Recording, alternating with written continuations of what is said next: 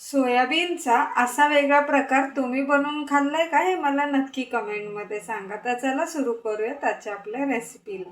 इथे मी छोटी सोयाबीन वापरलेली आहे. तुम्हाला हवी असेल तर तुम्ही मोठी सुद्धा सोयाबीन इथे वापरू शकता. त्याच्यामध्ये आपल्याला पाणी घालायचं आहे 1 ग्लास आणि याला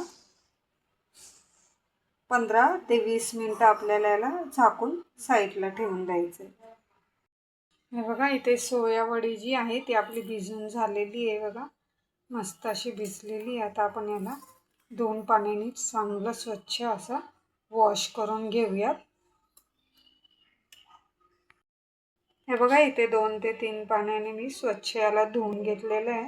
आता आपल्याला याला असं पिळून घ्यायचं आहे जेणेकरून याच्यातलं सगळं पाणी जे आहे ते निघून जाईल. पद्धतीने आपण सगळे जे आहेत सोयाबीन त्यातलं पाणी काढून घेणार आहोत.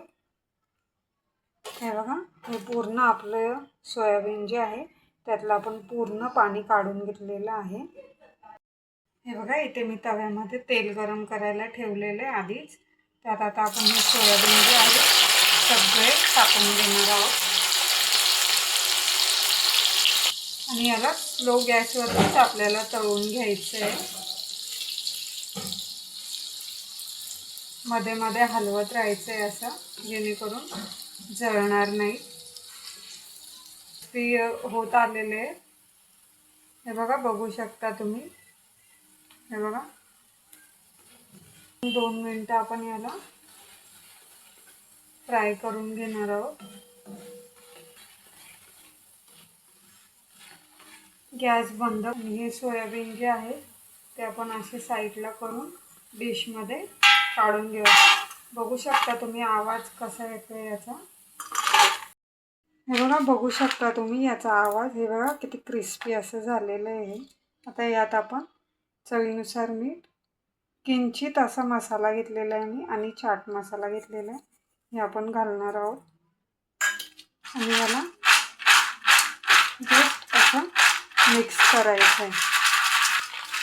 लहान मुलं हे खूप आवडीने खातात आणि जर का तुम्ही हे लहान मुलांना देत असाल तर तुम्ही त्यात लाल मसाला न टाकता फक्त तुम्ही मीठ आणि चाट मसाला टाकलात तरी चालेल.